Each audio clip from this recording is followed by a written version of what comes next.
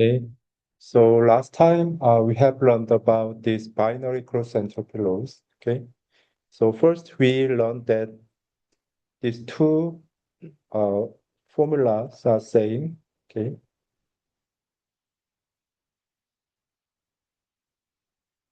these two formulas are same, and also we also learned that when our class for the sample is class label is one, then we wanted to make our output, which is gn here, goes close to one by, minimizing these loss.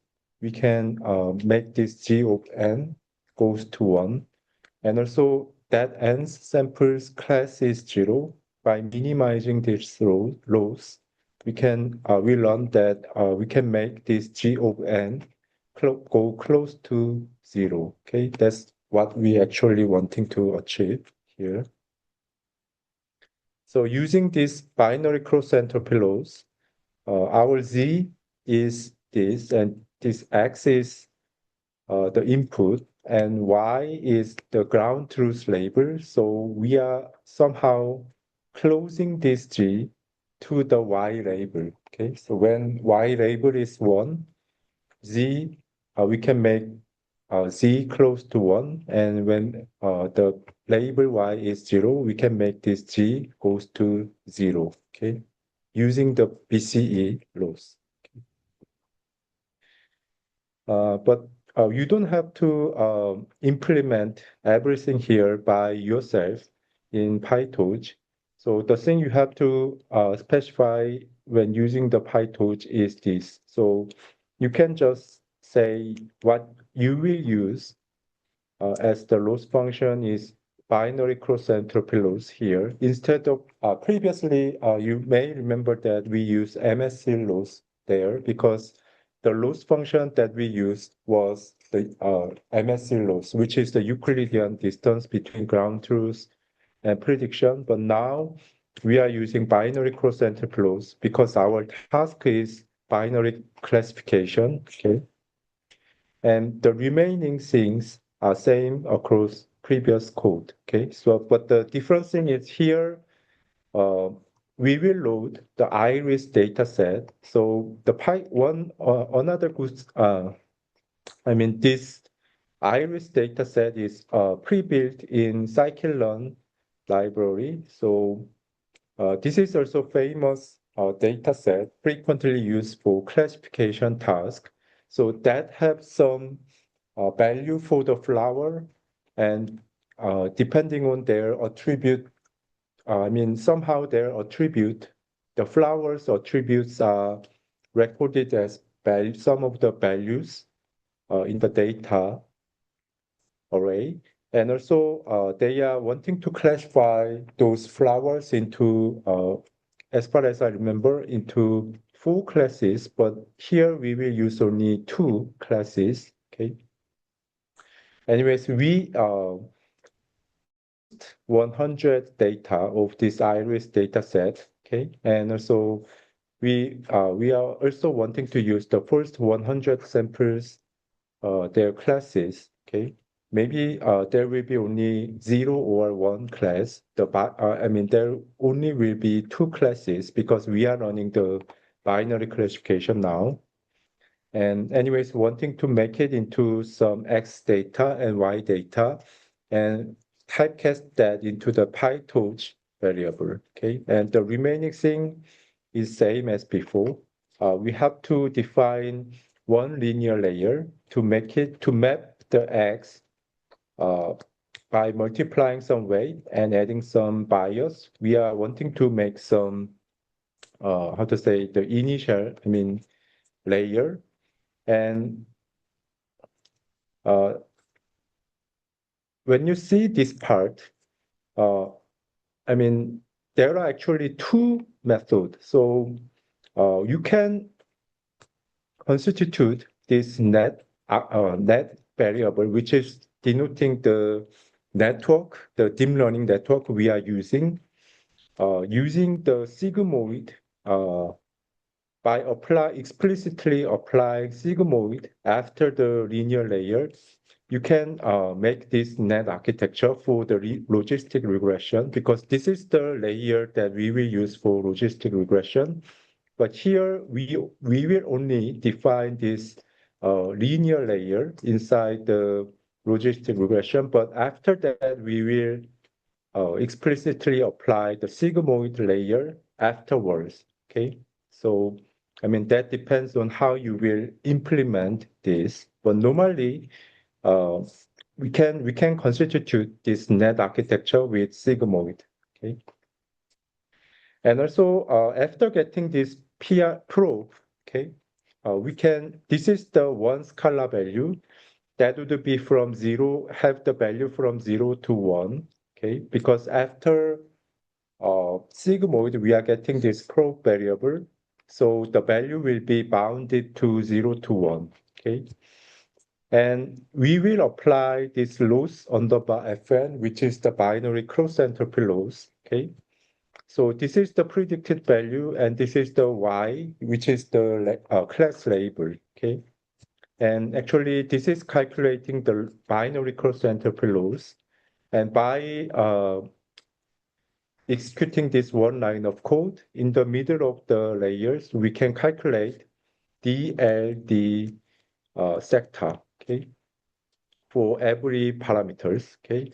And also by calling this, we can update the parameters, every parameters we have, okay. And for the visualization purpose, we can accumulate the loss that we get during the training, okay. So this is iteratively done through 100 iterations. Okay, and by doing that, we can learn W and B parameters. So actually, that happens. I mean, the theories that we learned is actually implemented in the PyTorch code. Are you guys following this? Okay. And this is showing another way of implementing the logistic regression, but this is very simple. So you can just, it depends on you how you implement this logistic regressor. But thing is, in PyTorch, the BCE laws that we learned, uh, I mean, they are applying this term directly to the output of the logistic regressor. But if you use this BCE with logis loss function, then inside the loss, you by default apply this sigmoid function. Okay, so the difference is after the net architecture, you don't have to explicitly apply sigmoid function. So here, previous slide, there are sigmoid layer you have to apply. But because you are using this type of BCE laws, having sigmoid inside, so here you don't have to apply sigmoid. So in implementing those theories, you have to care about this type of details, okay? And but I mean their values are same, okay? So if you properly manage to use either BC laws or BCE with logistic laws, then their entire mechanisms are same. So you have to carefully manage this type of things, okay? Whether to use sigmoid explicitly after the net or not, okay? This is minor thing, minor details, okay? And now, till now, we have learned about the binary classification, okay? Logistic regression, actually that is the regression algorithm that estimate the continuous value as the output. But after estimating the continuous value whose range is from 0 to 1, we are actually wanting to threshold their values. And if their values are higher than some threshold, we are wanting to make it as the class 1. And if their values are less than the threshold, we are actually wanting to eventually estimate them as the class 0. Okay. So even though their name is regression, they are doing the binary classification. Okay. But now I'm wanting to extend the binary classification into the multi-class classification tasks. Okay. So the important difference between this multi-class classification and binary classification is the number of classes are more than 2 now. Okay. Uh, and if you remember this logistic regression, their final output is the scalar value, okay, whose range is from 0 to 1, but their value itself is some scalar value, okay, one-dimensional scalar value they are estimating as the output of the network, okay. But in the multi-class classification, you cannot achieve this using the scalar output, but instead wanting to get some multi-dimensional vector that is denoting the probability. Okay, so for each, we are wanting to make each dimension of the element of this, each element of this multi-dimensional vector to be the probability to denote the probability for each classes. Okay, so we are now wanting to have the number of classes dimensional vector. Okay, instead of the one scalar value. Okay. For example, if there are 10 classes, we are wanting to have 10-dimensional vector, okay, as the final output. The thing is, the neural network's output, their responses are not bounded, okay? So we are somehow have to enforce some conditions to make these elements to denote the probability, okay? One essential thing is their values have to be non-negative.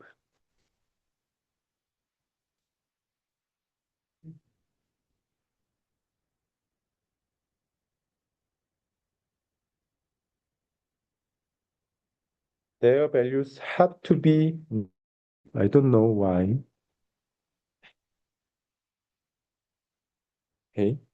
So if it is denoting the probability, then each element should be non-negative, okay? Larger than or equal to 0, okay? And their sum have to be 1, okay? So if they are denoting the probability, then the sum of this 10-dimensional element have to be 1, okay? Are you guys following this? Okay. That is important conditions for making these elements to denote the probability. Okay. For doing that, we will apply some layer, which is called as the softmax layer. Okay. And actually that is could be represented like this.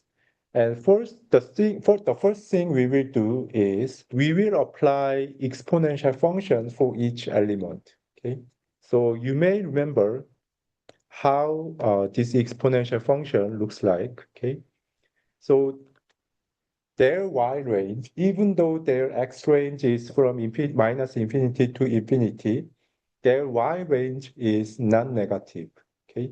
So by applying this exponential function to the low responses of the neural network, you can make each entry to be non-negative, okay? And also, we will further normalize each element by adding all the probability element. You will divide yourself by the sum of others. Okay, and by doing that, you can guarantee your sum, this element sum, to be 1. Okay, are you guys following this? Okay. So actually that is what this softmax layer does, okay? And also you can feel like that this softmax layer is also differentiable layer, okay? Okay, so the new element from the low neural networks responses by applying the softmax layer, by applying some exponential and by applying some error normalization, you can secure the element could denote the probability. Okay. So that is actually why this softmax layer have to be used in the last layer for the multi-class classification task. Okay. And the other thing you have to remember is we will apply the cross entropy laws to train this network to output the probability for each class. Okay. So previously, we learned about the binary cross entropy, which is the loss function for the binary classification. But we will not anymore use. We will actually extend the BCE laws to the cross entropy laws, which can be usable for multidimensional classification. Okay, multi-class classification. And P here is the network's output. Okay. So P would be random at initial status, okay? But anyways, it would be n by 1 vector, and where n denotes the number of classes here, okay?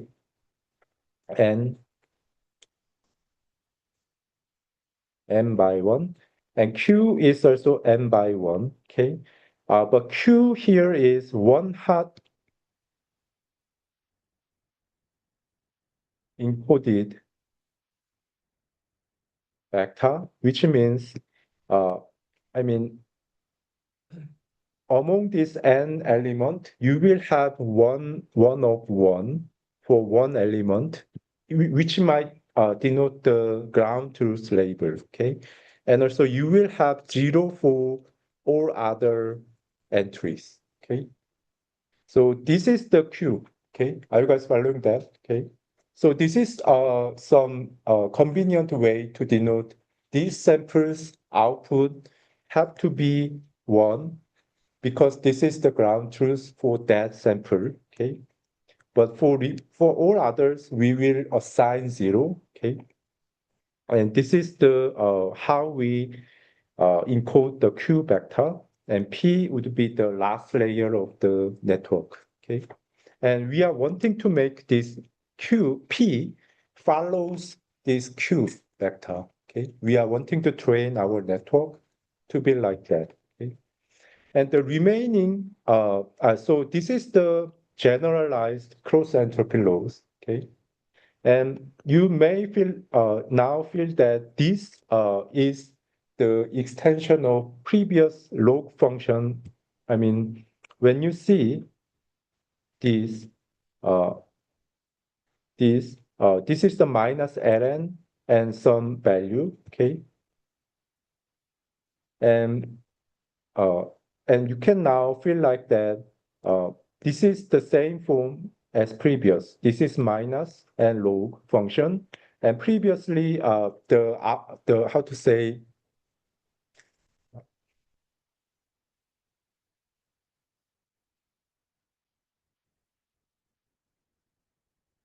uh,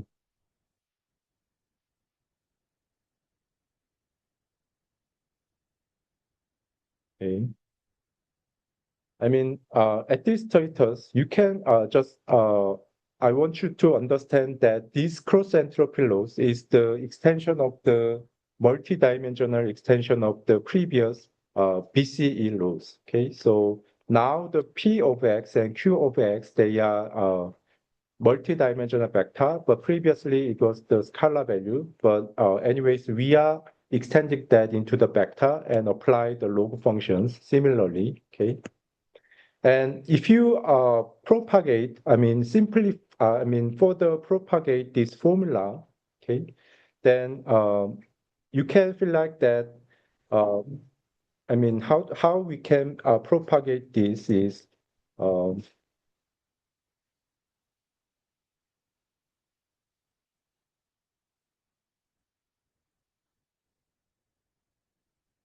we can do it like that. So previously it was the QX term here, right? But we can multiply P of X and divide it by P of X, okay, on purpose. Then this term could be divided like this. and the other term could become as the minus of minus, so it could be plus, okay? And you can feel like that this term could be divided again, okay? Then the thing is, this term, the P is the variable, okay? So always the neural network's output, they are changing. But thing is, Q of X, which is the ground truth uh, labels, and this is somehow the, sorry, I mean, I confused the notation. So now here, P is the ground truth, okay? And the Q is the prediction of the network, okay? So that was the confusion made here. Sorry about that, okay? So yeah, P is the constant because it is the one hard encoded vector which assigns the constant value to the ground truth. It will not change during the training, but Q will be the network's output that could be varied, okay? So, sorry about that. So if you divide this into two, okay, uh, by multiplying P of X and divide P of X here, then this term uh, is only constituted with the P of X, which is the constant. Okay, so the entire term becomes constant. But in the right side, you can see, uh, besides the P of X, you have the Q of X term here. Okay, so minimizing the entire cross entropy loss is equivalent to minimizing this term only. Okay, and this is the term. Uh, this is actually same as the KL divergence criteria, and this is actually that is this. Okay, we denote this KL divergence like this. Okay, so actually this KL divergence is the measure for, I mean, two different distributions, how they are similar. KL divergence is the measure for similarity between two different probability vector. So if you minimize this KL divergence, uh, they are actually becoming same. Okay, the value becomes zero when Px is exactly same as the Q of X. Okay, so you can now somehow notice that by minimizing this cross entropy loss, you will eventually minimize this term, which is the KL divergence. And by when this value becomes zero, you can guarantee Px, Q of X becomes exactly same as the P of X. Okay, so somehow we can mathematically guarantee that by minimizing this cross entropy loss is same as making Q close to P. Okay, and also uh, previously in previous slide you can feel that this P of X, how to say, you can previously this term was Gn, okay, and here there was Yn, okay, when Yn is 1, this is how to say, automatically becomes 1, okay. When this was 0, then this term entirely disappeared, okay. So you can interpret this cross entropy loss as the how to say, the extension of the previous binary cross entropy loss to the multidimensional space. Okay, are you guys following this? Okay. Okay. Anyways, we will use the cross entropy loss for training the neural network for the multi-class classification. Okay, so before applying this cross entropy loss, your final vector have to be n-dimensional vector by applying the softmax layer, and then we will apply this cross entropy loss to make the n-dimensional vector, this Q of X, the network's output, close to their one-hot encoded ground truth vector. Okay, are you guys following that? Okay. And when implementing this in the PyTorch, the thing you have to do is just using this cross entropy loss function as the loss function. And but I mean, you don't have to confuse this. So the output of the output, this would be the output of the neural network, which will be 3 by 5 dimension if there are 3 samples and there are 5 classes. Okay, so this would be the number of samples. And if you are doing the classification for 5 classes, then your final network's output will be like this, 3 by 5. Samples obtained from the feed forwarding. And if you are dealing with the 5 class classification, their dimension would be 3 by 5. But your, one-hot encoded ground truth vector may be 3 by 1 vector. Okay, so when denoting the ground truth vector,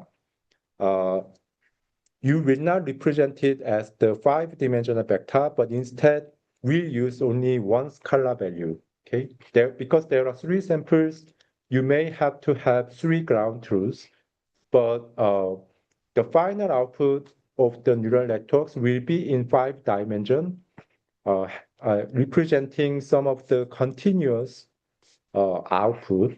But I mean, the one-hot encoded vector, in the PyTorch, the information you will use for this cross-entropy loss is the, the scalar value, which is encoded before the one-hot encoding. So this is denoting that your ground truth will be the third class. Okay, so because this is starting from 0, so this is denoting third class, second class, and fourth class. Okay, so there are 3 classes, but their semantic labels are 3, 2, or 1. So you are by making this target array by assigning this 2, 1, 0, the integer value, you are indicating that this vector is denoting their ground truth, and their ground truths are 3, 2, 1. Okay, and this continuous vector, the 5-dimensional continuous vector, is representing their neural network's output. So after inside this cross entropy loss, they are making this as the one-hot encoded vector like this. Okay, but their dimensions are not same. Okay, when implementing this PyTorch code, you may feel like that input and target, because target is label and input is the network's output. We are assuming those two are in the same dimension, but in the reality, their dimension is different. So sometimes this is confusing because when using the Euclidean distance, we always make these dimensions same. Okay, but when using the cross entropy loss, you may have to remember that their dimensions are not same, the label and their final output.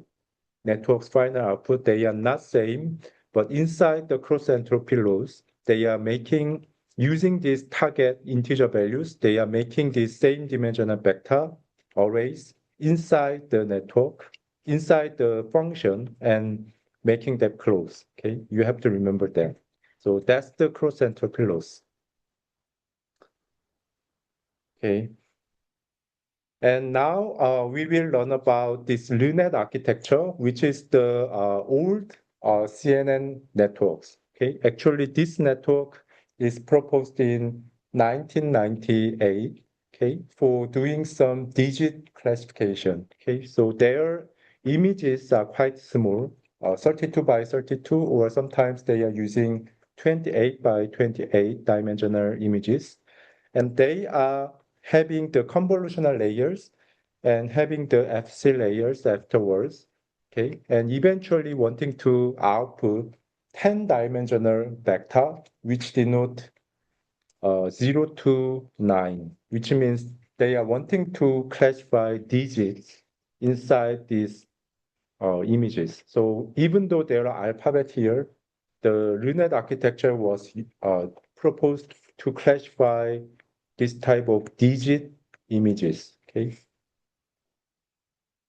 and I will show you how we can implement that. Okay, so you have to add few more packages in the PyTorch here, and this is denoting some hyperparameters for training the neural network. And here you may see the learning rate. This is the epsilon value in the gradient descent formula. Okay, and batch size. This is the value, how many images you will simultaneously process. Okay, so here we set to process 32 images to process simultaneously. To accelerate the speed, we will use this batch size. Okay, and we will train the network 100 iterations. Okay, and this is denoting the image size. So we will use 32 by 32 images. And this is the number of classes in our classification task. Okay. So, and also here, we will define the LUNET architecture. Okay. So you may see the convolutional layer and also the FC layer. Convolutional layer, you can see we have multiple convolutional operations. We will stack that sequentially. And we have multiple nonlinear layer and also the pooling layers. Okay, this is the convolutional layers that we learned before. And this is the fully connected layer, which is the MLPs. So MLPs, we stack multiple linear, nonlinear, and linear layer. Okay. But the thing is, the final output of the linear layer will be same as the number of classes. Okay. The final dimension of the network for the classification task need to be the number of class dimensional vector. So we will make this same as the number of classes. And this is how we define the forward function. So we will first apply the convolutional layer and flatten them and apply the fully connected layers afterwards. Okay, are you guys following that?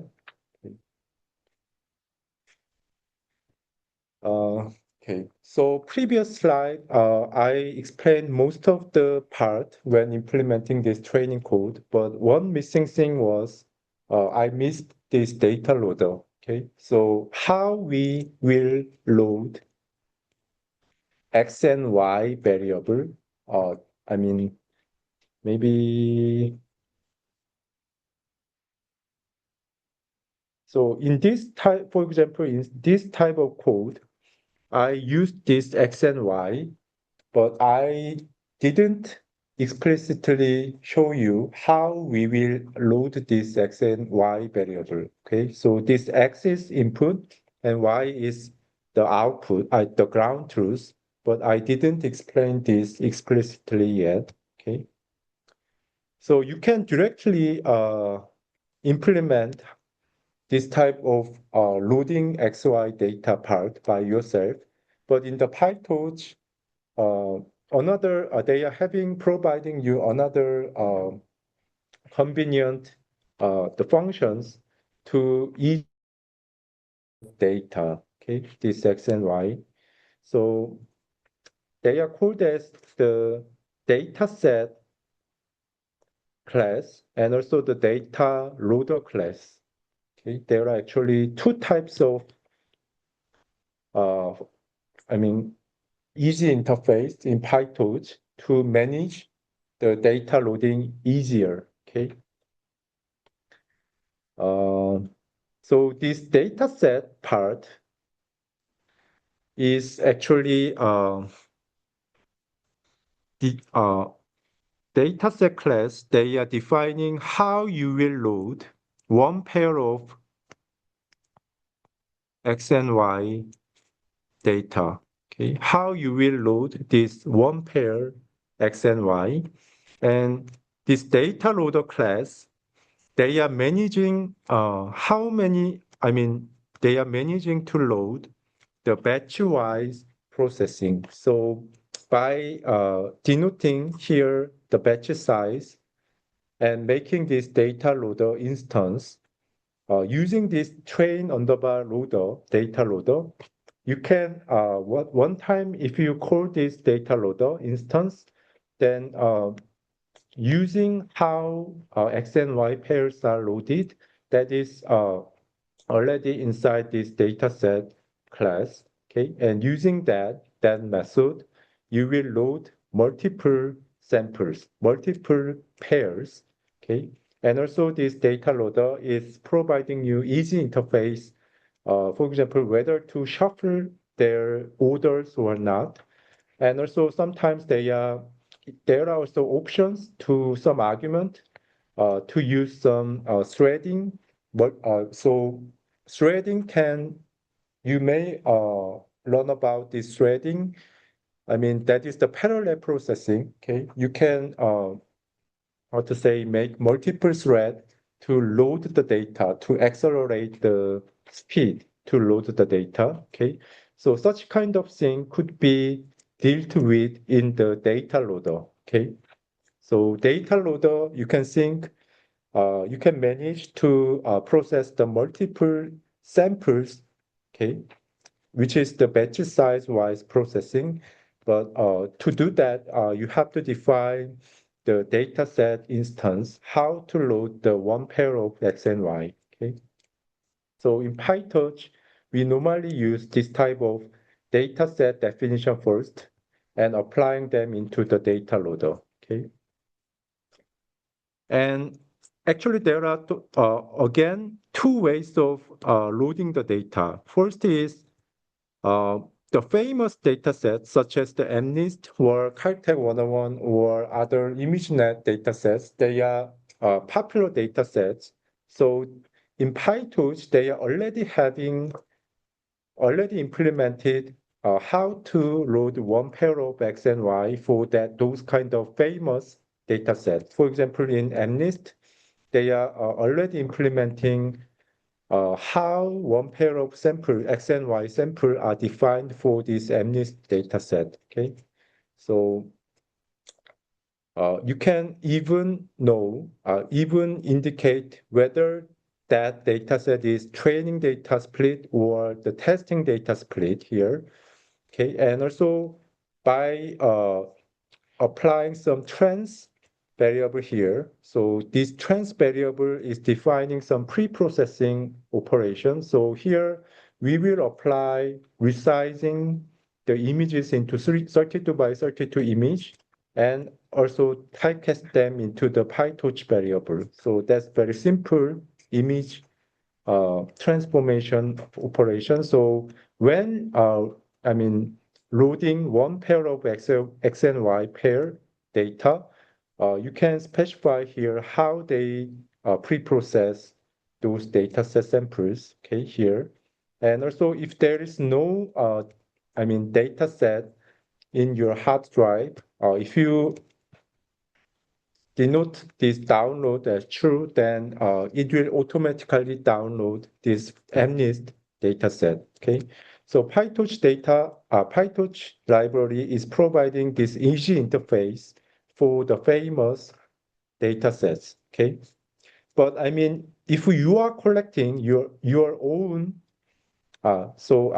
this link, you can follow this link to access the PyTorch webpage and see whether the famous dataset they are providing the dataset class or not. So you can check it here. But I mean, this is the first case. The second case where the dataset is not famous. for example, you are collecting your own data set, okay? You can collect your own data set. In that case, you have to define how you load one pair of X and Y by yourself, okay? And then after that, you can use this data loader, which provide you easy batch-wise processing, okay? So here you will see uh, how you can define the dataset class for your own dataset. For example, you have to define this dataset class by yourself, and you have to implement these three types of method, okay? And same as before, when defining the class, I mean the network class, there are constructor again, and here the values, this line of codes are executed once when the dataset instance is first made, okay? So when the data scale is small, you can just type all the data sets by yourself here. So when your data set scale is small, for example, here you only have 5 classes. Okay, their feature dimension is 3. Okay, there are 5 three-dimensional data here, and this is their corresponding label. Okay, so if your data scale is small, you can explicitly uh, denote what X and Y data are here in the init. But if your data is in the large scale, for example, like the ImageNet data, you have to specify here the image folder name. Maybe your data will be inside the saved in the hard drive. So I mean not image, some data folder. You have to specify some data folder and your X data's their format, the name format, and also how to I mean their X format and the name format. For example, in images, then the image I mean their PNG format or BMP format, whether they are using, and also their name, their rules, you have to specify that here. And also, similarly, your metadata, the ground truth data, you have to also specify where they are saved. Okay, those kind of information you have to put in the constructor when making this dataset class. And the second method is denoting how many data sets are in this dataset class. Okay, so, but I mean, this is the simple case. So you already register all the data in the constructor. So you can just return the length of that X underbar data, their array size. Okay, that would be same as the data number. So you can specify that here. Okay. And also, this is the important part of when implementing this dataset class. So get item, which is the actually indicating how you will get one pair of X and Y data. Okay, so here, for example, the X, the input data will be uh, will be loaded from this X underbar data array you defined in the constructor, but you have to specify what order of data is getting, okay? What order of data you will retrieve, okay? So this is the index of that data, okay? So from the entire data, you access the IDX order and typecast it into the PyTorch array and return that in this way. Okay, so this get item method is actually returning one pair of X and Y data. Okay, are you guys following that? Okay. So the input would be the index of that one pair of data, and the output you have to, you have to return the input and output. And also, if there is more than two variables, then you can also specify them here. Okay. Anyways, this dataset class will return one sample one time by calling this get item. Okay. And if you define this and make the dataset instance by using this custom dataset class, and you can input it in this part and make it into the data loader that can process the multiple samples together. Okay, so you can specify their batch size and whether to shuffling or not, and whether to use some threading, the multi parallel processing techniques or not when loading the data. Okay.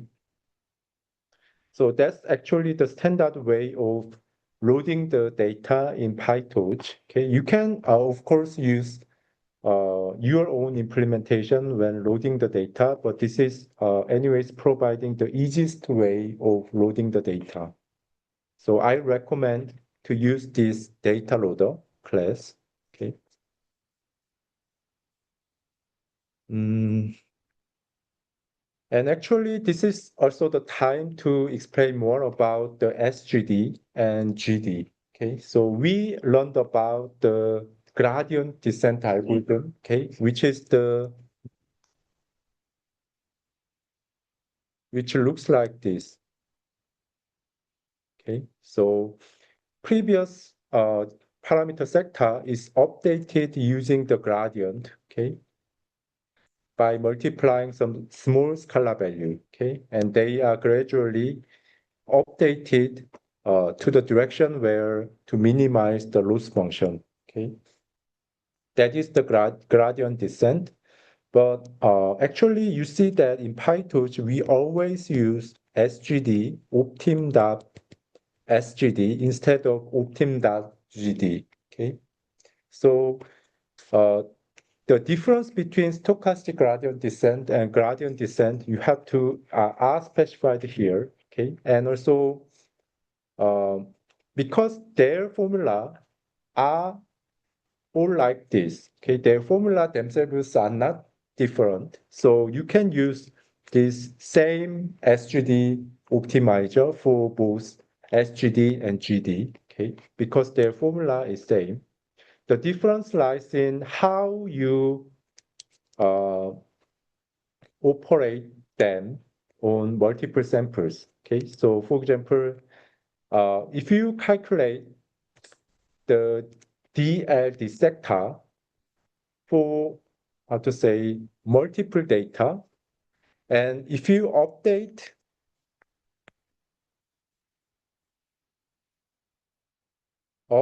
this one time after seeing all the data, then that will be the gradient descent.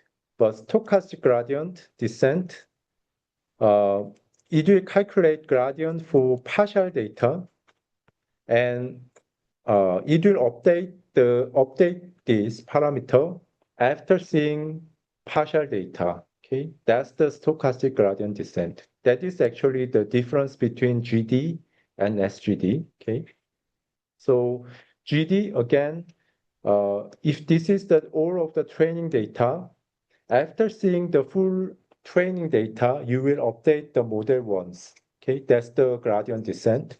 For stochastic gradient descent, we, for example, see 32 samples, okay, and then update the model after seeing the 32 samples, okay. That is called as the mini batch, okay. Compared to the full batch, which is the total number of training data, this is their size is small, so we call that as the mini batch, okay. And after seeing this mini batch, you will update the parameters, okay. That's called as the strategy is called as the SGD, stochastic gradient descent. Okay, but in theory, GD looks like more optimal. Okay, because uh, I mean, the direction of the gradient, okay, becomes more stable when seeing multiple data, okay? So you will update the parameters using this formula, both in GD and SGD, but the direction of the sector becoming more stable when you see the total number of data, okay? When you see this mini batch, this DLD sector might be unstable. So if you do update using if you use GD, it looks like this, okay? So this is the parameter space, okay? This is the parameter space. And you can see the line here is denoting some level of loss function, okay? So actually, when using this gradient descent, this is W, even though they are W, you can interpret that as sector again, another parameter, okay? So notation is a little bit confusing, sorry for that, but you can say, you can interpret this W as parameter sector, okay? They are updated in the parameter space, okay? To make it into the lower loss level, okay? And the red lines are updating parameters using the SGD, okay? So you can see their update are more stable when using the GD rather than using the SGD. Are you guys feel like that? Okay. So SGD, their DLD sector is unstable because they see only small number of data. They are, not seemingly not that stable. Okay. But GD, when using GD, their updates are becoming, seemingly more stable. But in practice, the reason why we are using SGD in practice is, SGD, they are providing better performance for the model, okay? That is because we are using training data to apply GD or SGD to update the parameters, right? So, even you get very stable, optimal place, optimal sector using the GD, that is optimal in the aspect of the training data, not in the aspect from the testing data. Okay. So one of the important objective in machine learning is that you will get model that performs well for unseen testing data. Okay. So when using GD, if you train model, that model will be optimal for the training data, but you cannot guarantee that model is optimal for unseen testing data. Okay. So actually, because of that, this kind of phenomenon is also related to the overfitting phenomenon. Okay. If the model is overly fitted to the training data, then that model will not be work well for most of the testing data coming from outside of the training data. Okay? So because of these things, involving some randomness during the training is helpful to get the better model that can generalize well to the testing data. Okay? So this stochastic gradient descent is not optimal in theory, okay, for the training data, but that non-optimality is helpful to get the model that is well generalized to the unseen testing data. Okay, so that is actually the reason why we are using SGD rather than the GD. Okay, and this SGD is also very practical to train the big architecture, okay?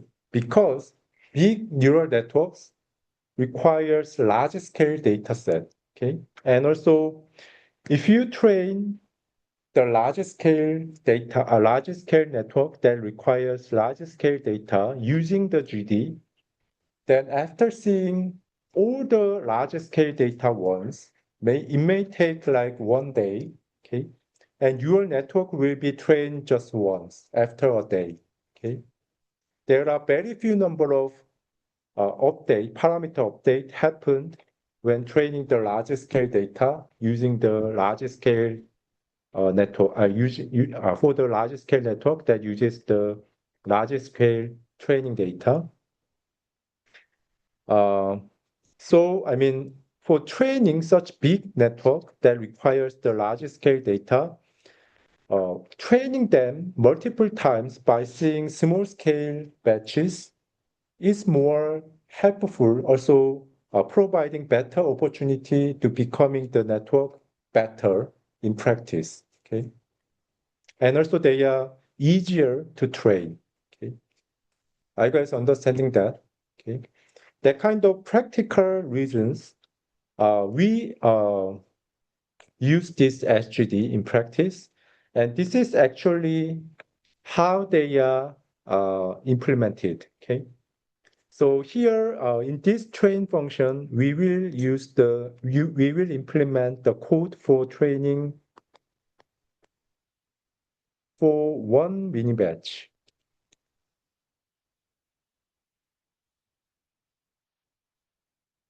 Mini batch means 32 images in our case. Okay. So when doing the training, we have to make our model to be in the train mode. And for visualization purpose, we will visualize our train rows and correct number of samples here. And when we use the data loader, one good thing is this is the data loader instance we made here. We define the train loader and test loader by making them into the data loader instance. Okay, and they are their data. How we load one pair of the X and Y samples that are actually implemented here. Okay, so one good thing when using this data loader is uh, we can put this data loader inside the for loop. Okay, and this data loader is loading the X and Y data automatically in this form. Okay, so that is actually loaded exactly in the exactly same form as we define how we define these get item functions, their output format. I mean, if we put this data loader, their output type here, you have to secure these for loops variable same as the output of the data set in classes get item functions output format. Okay, then you can automatically by putting this data loader in the for loop, you can automatically load the data in these variables. Okay, sequentially for mini batches. So here then we will use the same sequence of the training code that we learned. Okay, so first initialize the gradient and doing the forward pass and doing the low step backward and update the parameters. And this is the code for the visualization purpose. Okay, so this is the accumulating the loss, and this is I mean denoting this print is the predicted label instead of the network output. From the network output, that is the multidimensional vector denoting the probability vector. But by applying this argmax, you can find the one element, the order of the element, which has the maximum value. Okay. So here you can find the label, predicted label which have the largest probability, okay? That is loaded here. And you can actually accumulate how many samples you are correct, okay? So this is anyways the code for visualization and visualizing the accuracy and the loss for each epoch, okay? So anyways, this is the training code for one mini batch, okay? And next is the testing code for one mini batch, okay? Similarly, this test loader is used here to load the X and Y data sequentially. And also important thing is because this is the evaluation code, you have to set your model in the evaluation mode, okay? One big difference, the code here is there's no load stop backward, okay? No code like this because this is the testing code. So you will only do the forward pass, okay? Calculating the output, okay? And calculating the loss. That is the feed forwarding, and you will not do backwarding, okay? To calculate or update the parameters, you don't have to do that in the testing code, okay? And you will also calculate the accuracy and loss functions here, okay? And these two lines, two methods will be used inside the this training loop. So this is the training code for entire data. And for all the epochs, for all the iterations, you will do training once and testing once, okay? That is actually happening here. So this is the functions that we defined, okay? And this is the visualization, okay? To visualize status for epoch number, training loss, and accuracies, okay? So this is the normal code when implementing the deep learning algorithms, okay? So, and also this is the higher level of code. This training underbar loop that we use define here is used here, okay? That for that we have to define our model to train and the loss functions, optimizer, and data, okay? Test data, train data, and how many epochs we will use, okay? And the loss function, we will use cross entropy loss. Optimizer, we will use SGD. And the model we will use is the LUNET 5 architecture that we defined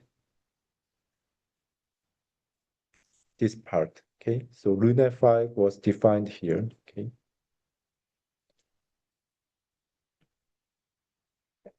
Okay, so this is the training code. And also during the training, we will also perform some of the testing, okay? Then this is the visualized output, okay? So for each epoch, we visualize their loss function, training loss, test loss, and accuracies, test accuracies, okay? But if we use only the CPU, I mean, if you do not specify anything while running the code will be learned using the CPU, and the simple code for training the MNIST, training the LUNET architecture using the MNIST, even it take like, I mean, like this 15 minutes, okay? I mean, that is small scale data set and small scale LUNET architecture, even for training that, it takes like few minutes, okay? So, I mean, even, but I mean, even the architectures are becoming larger and data set, their scales are becoming larger. It takes like a few weeks, okay, a few days to a few weeks. So we have to accelerate. We have to find a way to accelerate that. And the easiest way is using the GPUs, okay? So now actually the NVIDIA GPUs are frequently used in this deep learning, okay? You may be familiar with that, okay? So anyways, there are actually easy way to use the GPUs in Colab, okay? It does not support GPUs by default, okay? When you print out this bit, you can see whether the environment is providing the GPU device or not. Okay, so by default, it will return false. Okay, but if you access the menu and select this change runtime type and select the GPUs here, okay, then if you select this in the collab, this bit will be changed to the true flag, okay? And then it is ready in collab to use the GPUs, okay? But I mean, in your local machine, you have to install, in hardware level, you have to set up your own GPU, and also you have to set up the NVIDIA, their CUDA environment. You have to properly install that. Then you can see this bit becoming to true, okay?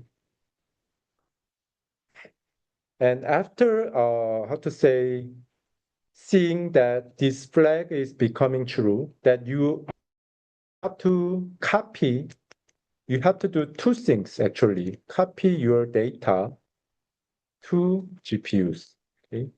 This is the first thing you have to do. And second, also copy your model, the deep models to GPUs, okay? So in previous code that is not supporting GPUs, you have to change your code by yourself for doing this. So we actually added one more argument here, and this code is copying your input and output data, which is X and Y, to the device. Okay, device now is indicating the GPU device. Okay. This will be happen to the train function that we train one batch, okay? And also this is a test code and also argument one output to copy your data into the device, GPU device. And also this is the upper class, and also you will have this device again and propagate that device variable to the test and train functions, okay? And in the top level, you have to define device like this. Okay, if this flag is true, then you will use the CUDA device for this device variable, but else you will use just the CPU for this device variable. Okay. And another important thing is you also have to copy your model to the GPU device by doing this. Okay. So you have to copy your X and Y data to the device by doing this, okay? And also, of course, you have to propagate the device information to the individual functions by augmenting the parameters, and also copy the device to the GPUs, okay? Unless you will have the syntactic error, okay, while using this, while executing the code, okay? And after doing that, if you resume your training again, then it only takes a few, 1 or 2 minutes. Okay, previously it would take 15 to 20 minutes, but a lot becoming faster. Okay. Okay, so this is the implementation code for LUNET architecture, which is the simplest form of the deep learning algorithm. Okay. But there have been some, I mean, actually, you may remember that this LUNET, I mentioned that it was proposed in early uh, years, I mean, 1988, it was proposed. But you also remember that this year we have the AlexNet, which is the successful CNN architecture. Okay, so this year's the LUNET architecture was successful, but only for this type of simple digit classification. If we wanting to apply this LUNET architecture to more sophisticated computer vision algorithms, then we found that the computer vision researchers are finding that this architecture fails. Okay, so that's actually why we convert the paradigm of machine learning to the shallow learning for a while. Okay, so I mean SVM or other linear regression, logistic regression, those kind of algorithms are shallow learning algorithm. That appears because LUNET was failed for achieving good accuracy for complex computer vision algorithms for a while. So people think that for the generalization, this shallow learning is good. Okay, so I mean, before 2012, after this time, the shallow learning prevailed. But after, I mean, in the year of 2012, AlexNet improves a lot of features compared to the LUNET, and they are, I mean, successfully getting better performance, far better performance compared to the shallow learning algorithms. And after that, we are doing actually this type of research using only the deep learning method, okay, again. So, I mean, we will see that more in detail by seeing this AlexNet and VGGNet and Google LUNET, ResNet more carefully in the next class, okay? And after that, we will also see after this period, in the 2020s, we are seeing the transformers replacing all of the CNNs now. So we will, right after seeing these things, we will also see how transformers are replacing that, okay? Okay, so for today, let's finish here. Thank you.